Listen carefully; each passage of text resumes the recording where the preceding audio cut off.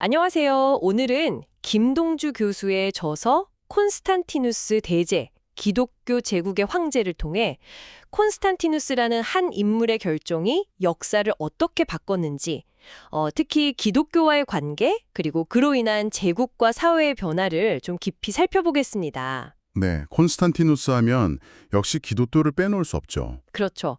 아우구스투스 이후 처음으로 대제 칭호를 받은 인물이기도 하고요. 맞습니다.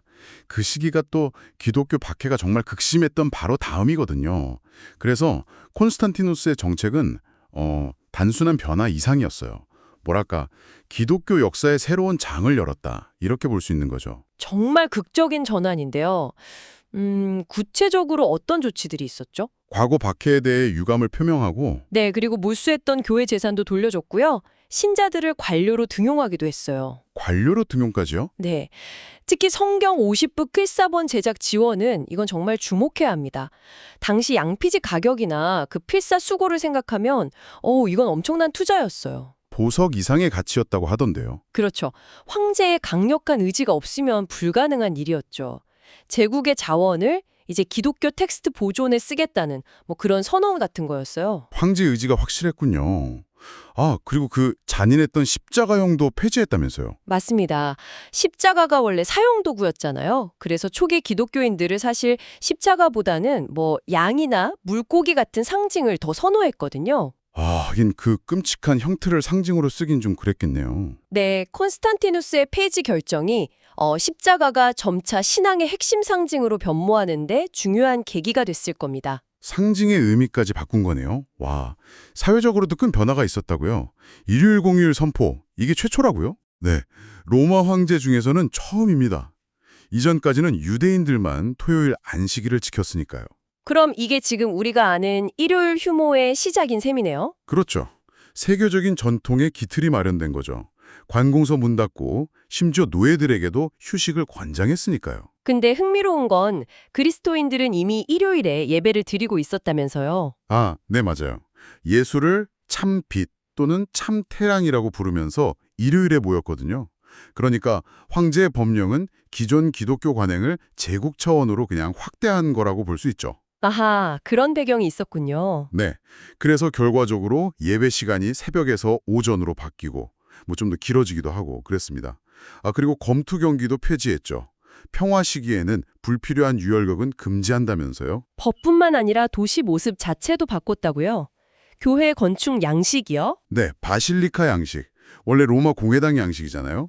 이게 교회 건축의 표준이 됐다는 건 기독교가 이제 공적인 영역으로 나왔다는 걸 시각적으로 보여주는 거죠. 라테란 궁궐을 성당으로 개조하고 성 베드로 대성당도 새로 짓고요. 맞습니다.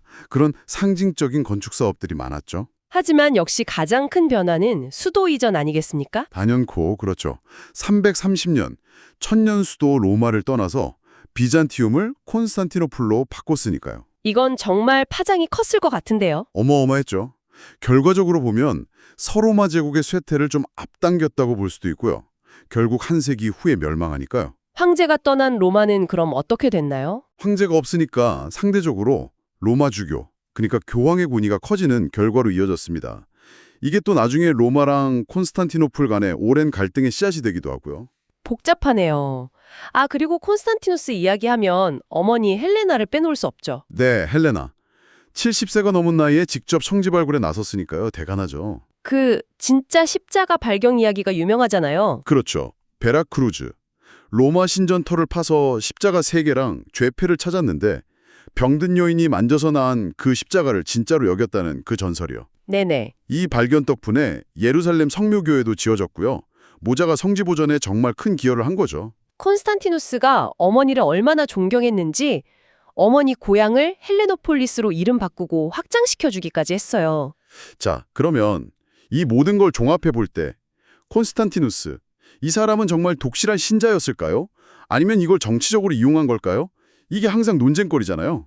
그게 참 어려운 질문인데요. 자료를 보면 당시 기독교는 여전히 소수 종교였어요.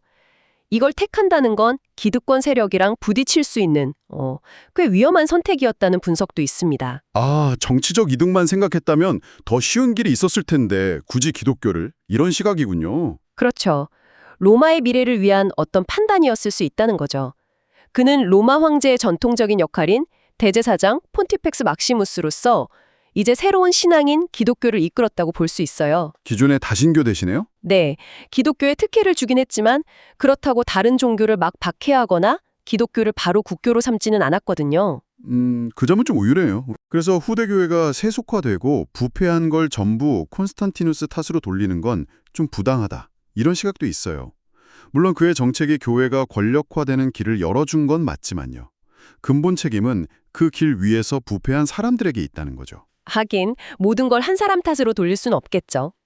이런 변화 속에서 반작용도 있었다면서요? 광야로 간 기독교요? 아, 네. 궁궐로 간 기독교에 대한 반발로 진정한 신앙을 찾아 사막으로 떠나는 수도자들의 흐름이 생겨났죠. 그런가 하면 또 인간적인 면모도 좀 비극적인 실수가 있었다고요? 아, 네. 개인적으로는 참 안타까운 일인데 황후 파우스타의 모함에 속아서 정말 유능했던 아들 크리스푸스를 너무 성급하게 처형해버렸어요. 아, 자기 아들을요? 네. 근데 나중에 진실을 알고 나서는 파우스타마저 살해했고요. 평생 이죄 때문에 슬퍼했다고 전해집니다. 와, 위대한 황제에게도 그런 어두운 면이 있었군요. 그가 죽기 직전에 세례를 받았다는 것도 좀 특이한데요. 당시에는 그게 아주 드문 일은 아니었습니다.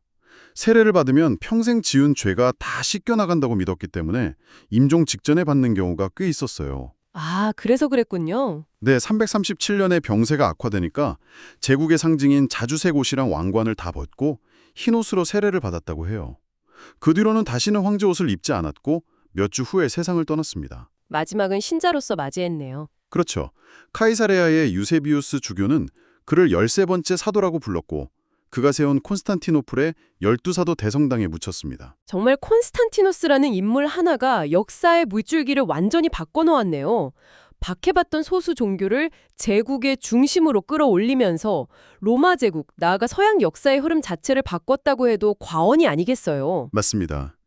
오늘날 우리가 당연하게 여기는 일요일 휴일부터 저 멀리 이스탄불이라는 도시의 역사적 무게까지 그의 영향력은 정말 지대하죠. 기독교 입장에서도 그에게 큰 빚을 진 셈이고요. 그럼요. 박해가 끝나고 안정적으로 성장할 수 있는 기반이 그의 시대에 마련됐으니까요. 샤를마요 같은 후대의 위대한 군주들도 콘스탄티누스를 존경하고 그의 모델을 따르려고 했죠. 자, 오늘 콘스탄티누스 대제에 대해 깊이 이야기 나눠봤는데요. 마지막으로 이런 질문을 한번 던져보고 싶습니다.